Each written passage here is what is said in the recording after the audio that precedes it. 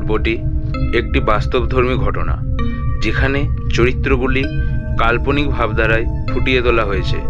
বলা হয় ঘটনাটি রাত্রে 2:13 থেকে 2:23 মধ্যে ঘটে। ঘটনাটা শুরু হয় গাজীপুর, যেখানে একটা পুরনো ভাড়া বাড়ি ছিল। বলা হয় সেখানে নাকি অদ্ভুত সব ঘটনা ঘটে।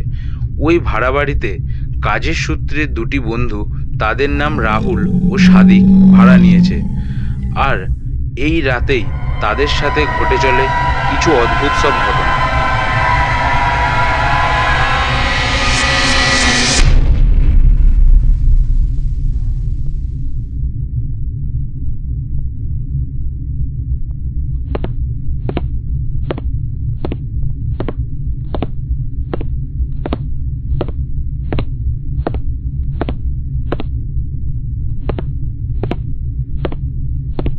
রাতে রাহুল আর সাদিক রাতের খাবার খেয়ে ঘুমাতে যায়।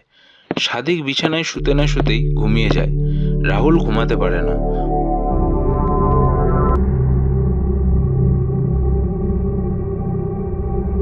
হঠাৎ সে সাদিককে বলে ওঠে, তুই পড়ে পড়ে ঘুমাচ্ছিস আর এদিকে আমার ঘুম উড়ে যাচ্ছে।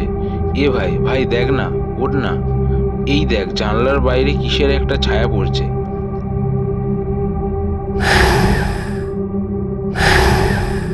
সাদিক ঘুম জড়ানো গলায় বলে ওঠে, আরে ধুর, যত তোর আজে বাজে চিন্তা।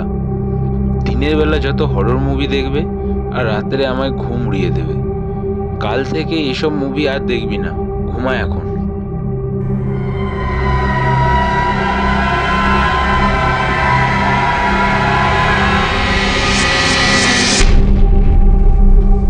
ঘড়িতে তখন রাত্রি 2:15 বাজছে। রাহুল তখনও চোখের পাতা এক করতে পারে না। হঠাৎ একটা কাঁচ ভাঙার শব্দে চমকে উঠল সে।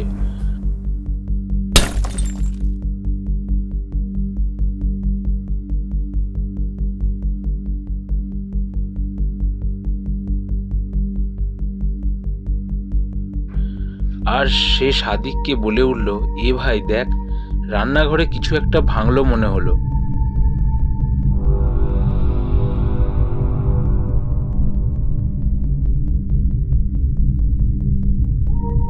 গিয়ে দেখে আসে একবার।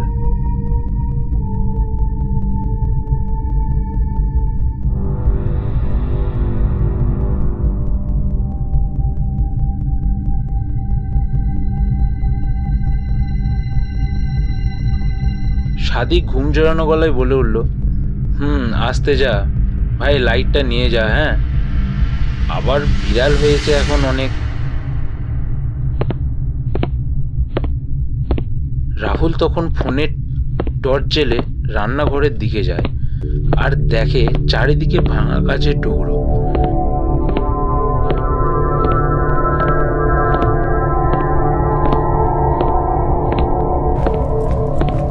কিন্তু আশেপাশে কিছুই সে দেখতে পায় না।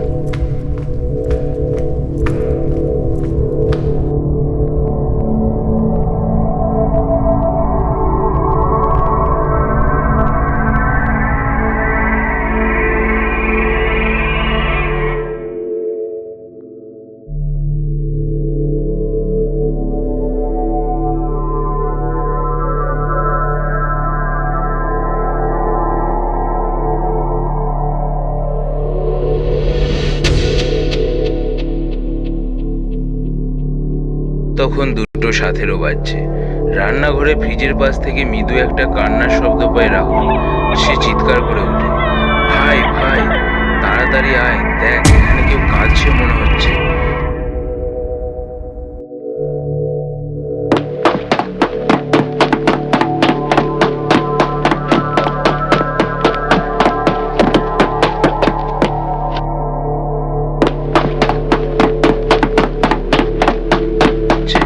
সাদিক দৌড়ে এসে বলে, কোথায় রে ভাই, কোথায়?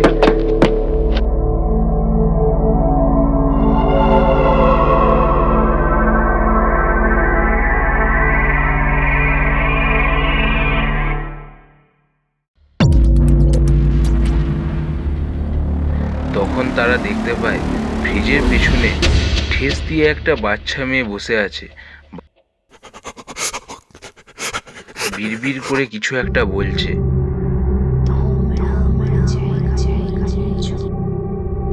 সাদিক তখন রাহুলকে বলে ওঠে, বাচ্চাটা এখানে কি করে এলো রে?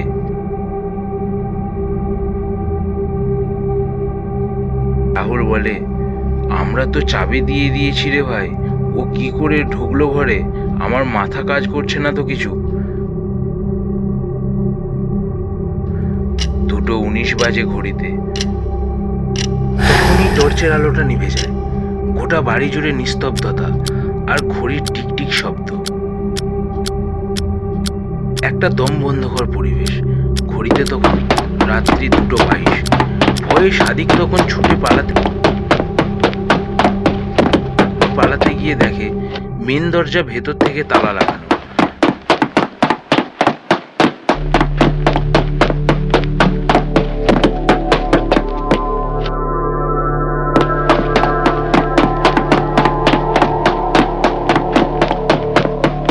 রাহুল তখন বলে ওঠে, এ ভাই, আমরা তো তালা দিইনি, কারা বন্ধ করলো আমাদের? সাদিক ভয়ে কাঁপতে কাঁপতে বলে, তাড়াতাড়ি হনুমান চালিশা পড় ভাই।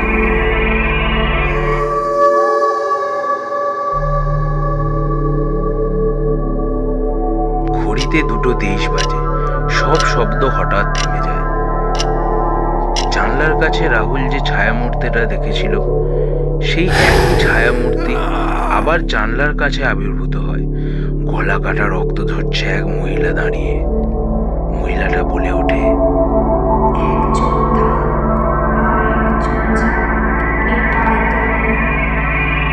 পরের দিন সকালে আশেপাশের লোক জড়ো হয়ে যায়। পুলিশকে ডাকা হয়। পুলিশ এসে দেখে বাড়িটির দরজা ভেতর থেকে বন্ধ, আর দরজা ভেঙে ভেতরে গিয়ে দেখে এবং অবাক হয়ে যায়, সাদিক অজ্ঞান হয়ে মেঝেতে পড়ে আছে, আর রাহুলকে খুঁজে পায় না তারা। পুলিশ বাড়িটির সিসি ক্যামেরা চেক করে, দেখতে পায় রাত 2 থেকে 2:23 পর্যন্ত মাত্র 10 মিনিটের মধ্যে এই ঘটনা ঘটেছে। সব ফুটেজে সবই অন্ধকার। রাহুলের ফোন মেঝেতে পড়ে আছে, বাজতে থাকে বারবার।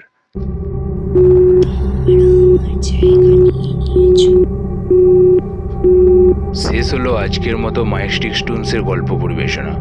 গল্পটি ভালো লেগে থাকলে গল্পটিকে শেয়ার ও লাইক করে দিও। চ্যানেলটিকে সাবস্ক্রাইব করে দিও আরও এরকম হরর ভিডিও পাওয়ার জন্য।